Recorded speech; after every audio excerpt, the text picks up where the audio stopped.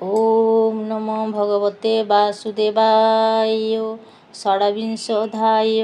श्रीभगवानुवाच कृष्ण बोलन्ति वीर शृण कहिबा त्रिगुणलक्षण भूपत त्याग समदम सत्य सन्तोष दया क्षम जे लज्जा तृष्टा श्रद्धा धृति सुस्थिर मति तत्त्वे स्थिति ए सर्व भावे तत्त्वगुण सुसांख्य ଯୋଗ ପରିମାଣ ଏବେ ହୋ ସ୍ଥିର ମନେ ଶୁଣ ରଜଗୁଣର ଏ ଲକ୍ଷଣ କାମ ସୁଚେଷ୍ଟା ତୃଷ୍ଣା ମଦ ଗର୍ବ ବିଳାସ ମତି ଖେଦ ଯଶ ପ୍ରଭାବ ସୁଖ ଇଚ୍ଛା ଲୋଭ ସଂକଳ୍ପ ମନ୍ତ୍ର ଦୀକ୍ଷା ସୁବଳ ବଳ ହାସ୍ୟ ପର ସେ ପରାପର ଅହଙ୍କାର ଏତେ ପ୍ରକାରେ ରଜଗୁଣ ଶୁଣ ହୋ ତମର ଲକ୍ଷଣ ବିଷାଦ କ୍ରୋଧ ଲୋଭ ହିଂସା ଅସତ୍ୟ ଦମ୍ଭ ମିଥ୍ୟା ଭାଷା କନ୍ଦଳ ଶୋକ ଅଭିମାନ ବିଳାସ ଅଳସ ଶୟନ ଏତେ ଗୁଣରେ ତମ ଜାଣି ଏବେ ହୋ ଶୁଣ ପରିମାଣି ଯାହାର ଚିନ୍ତା ଧର୍ମ କର୍ମେ ଦୃଢ଼େ ଭ୍ରମହି ଗୃହାଶ୍ରମେ ତ୍ରିଗୁଣେ ଜନ୍ମ ତାର ଜାଣ ଏବେ କହିବା ବୀର ଶୁଣ ଯାହାର ସମଦ ମନ୍ଦୟା ସୁଶାନ୍ତି ଅନ୍ତରେ ନିର୍ମାୟା ସେ ତତ୍ତ୍ୱ ବୋଲି ଜାଣ ବୁଝିବ ଏତେ ଅନୁମାନ ଦମ୍ଭ ମତ୍ସର କ୍ରୋଧ ଯାର ସେ ପ୍ରାଣୀ ତମେ ଦୁରାଚାର ଯେ ସର୍ବ ଧର୍ମ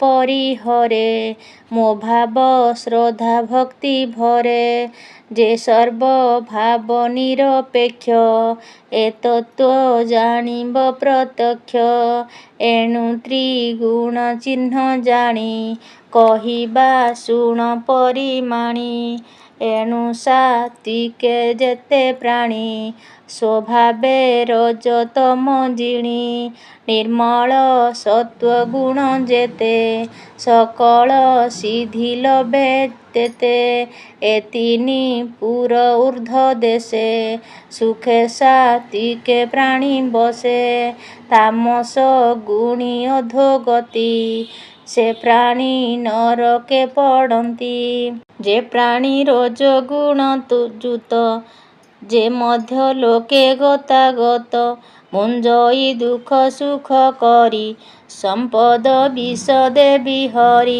ସାତ୍ୱିକ ପ୍ରାଣୀ ଯେବେ ମରେ ସ୍ୱର୍ଗ ସମ୍ପଦ ଭୋଗ କରେ ଯେବେ ମରଇ ରଜଗୁଣୀ ଏ ନର ଲୋକେ ତା ଭ୍ରମଣୀ ଯେ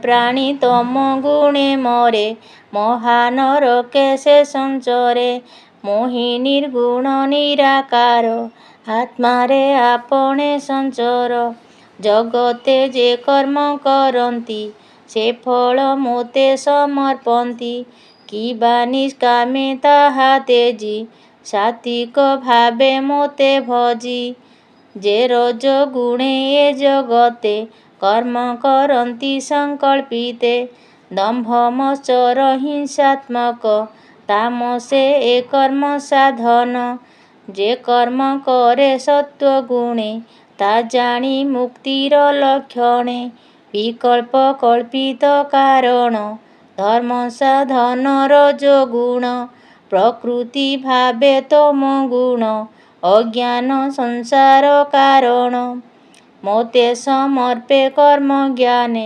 ନିର୍ଗୁଣ ଲକ୍ଷଣ ଭଜନେ ସାତ୍ୱିକ ଫଳ ବନବାସେ ଗ୍ରାମେ କର୍ମ ସାଧେ ରାଜସ ସାତ୍ୱିକ କର୍ମ ବନବାସ ଗ୍ରାମେ କର୍ମ ସାଧେ ରାଜସ ମଦିରା ପାନେ ଗୋଷ୍ଠ ମିଳି ଦ୍ୱିତୀୟ କଟା ପଶା ଖେଳି ତାମସ ଗୁଣ ଫଳ ଏତେ ଗ୍ରାମ ଅରଣ୍ୟ ମଧ୍ୟ ଗତେ ମୋର ମନ୍ଦିର ପୁର କର୍ମ ସାତ୍ୱିକ ଧନେ କରେ ଧର୍ମ ମୋ କଥା ଶ୍ରବଣ କୀର୍ତ୍ତନ ତାକୁ ନ ବାଧେ ତିନି ଗୁଣ।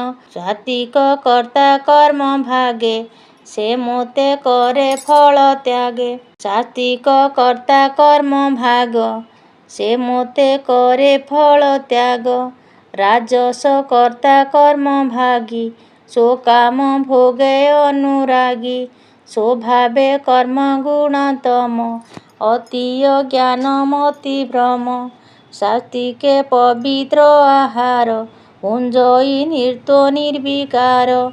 ଇନ୍ଦ୍ରିୟ ତୃଷ୍ଟି ହେତୁ ରସ ଅପଥ୍ୟ ଭୁଞ୍ଜଇ ରାଜସ। ସକଳ ଗୁଣେ ହୀନ ହୋଇ ଦୁଃଖ ଦୂରିତ ଥାଏ ଯହିଁ। ଦୁର୍ଗନ୍ଧ ହୀନ ଆଚରଣ ତାମସ ଭୋଜନ ଲକ୍ଷଣ।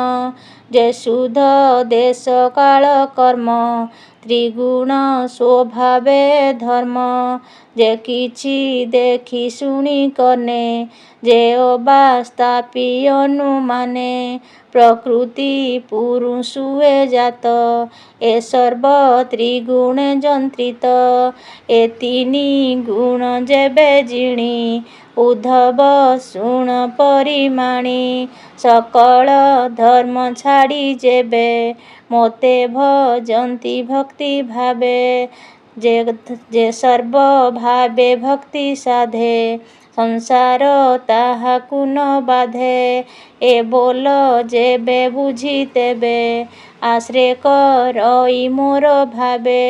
ସର୍ବ ସଂଶୟ ଦୂର କରି ନିସ୍ତରେ ନର ଦେହ ଧରି। ସକଳ ଭାବେ ନିରପେକ୍ଷ ତ୍ରିଗୁଣ ଜିଣେ ସେ ପ୍ରତ୍ୟକ୍ଷ। ନିର୍ମଳ ପୂର୍ଣ୍ଣ ବ୍ରହ୍ମେ ମିଶେ କିଞ୍ଚିତ ଭବ ଭୟ ନାଶେ।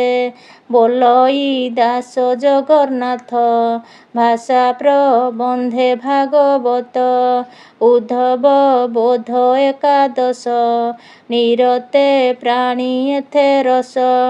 ଇତି ଶ୍ରୀମଦ୍ଭାଗବତେ ମହାପୁରାଣେ ପାରମହଂସ ସଂହିତାୟାଂ 82 ଏକାଦଶ ସ୍କନ୍ଧେ ତ୍ରିଗୁଣଲକ୍ଷଣ କଥନଂ ନାମ ଷୋଡବିଂଶୋऽଧ୍ୟାୟः।